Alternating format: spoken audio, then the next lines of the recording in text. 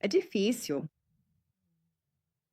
É difícil ouvir isso também, sim. Yeah, yeah. Sim, é difícil ouvir as partes sobre se sentir inútil, sabe?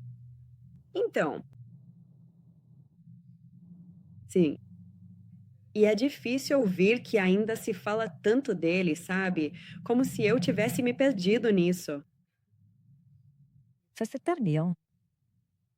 Simplesmente me perdi completamente naquele relacionamento e na ideia que ele representava, deixando que meus próprios interesses, alegrias e quem eu sou como pessoa ficassem em último lugar na hierarquia. Eu entendo. Não entendo o princípio do que você está dizendo, mas adoraria entender os detalhes. Tipo, o que acontece? Como vocês se conheceram? E depois vou te perguntar um pouco sobre quem você era antes, porque sua confiança não pode depender só de um homem. Então, me conta um pouco da história, do jeito que você viveu. Eu conheci ele em um aplicativo de namoro. E o contexto era que isso foi, sabe, uns 2 anos depois de um relacionamento muito longo, de 10 anos, que eu tive com outra pessoa. E desde então eu saí com outras pessoas também. Eu meio que simplesmente virei a página. Eu tinha mais ou menos 42 anos na época e pensei, quer saber? Vou usar aplicativo de namoro. Talvez eu só quero me divertir com isso. Não vou me importar. Não vou criar expectativas. Quer dizer, não é exatamente verdade porque eu não sou capaz disso, mas eu só queria ser mais despreocupada com isso. Então eu me abri para sair com homens mais jovens e ele meio que apareceu. Aí fui encontrá-lo e ele era um amigo em comum. Então ele conhecia pessoas do nosso círculo de amigos. E por isso eu acabei confiando um pouco nisso. E no começo eu só achei que poderia ser divertido. E ele era atraente e viajava muito. E havia uma espontaneidade na forma como a gente interagia. Sabe, ele era muito proativo e, tipo, muito. Agora eu acho que vejo um pouco de love bombing, mas no começo ele era meio comedido com isso.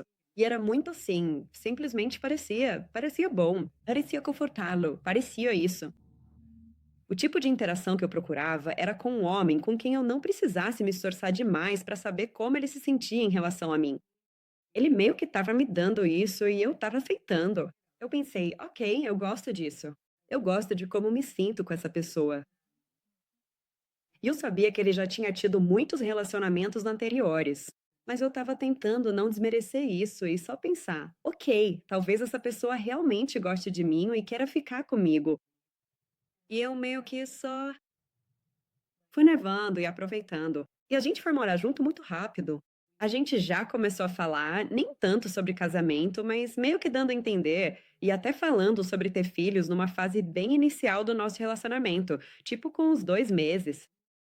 E pra mim, eu pensei, isso é um território assustador, porque eu meio que já tinha desistido de ter filhos. Meu último relacionamento terminou quando eu tinha 38 anos. Eu estava meio que só saindo com pessoas e agora eu tinha 42. Eu pensava, não sei se isso vai acontecer de forma biológica. Mas ele meio que me fez pensar, ou nós dois juntos ficamos animados com essa ideia. E era tudo muito fantasioso, uma fantasia muito bonita. E eu simplesmente mergulhei de cabeça nisso. Eu me senti muito bem com isso nos primeiros meses. E aí as coisas meio que mudaram. Mudou? Então, 2 meses depois, vocês vão morar juntos. E logo depois disso, as coisas começam a desandar. É, talvez alguns meses depois disso. Então ele se mudou pra cá.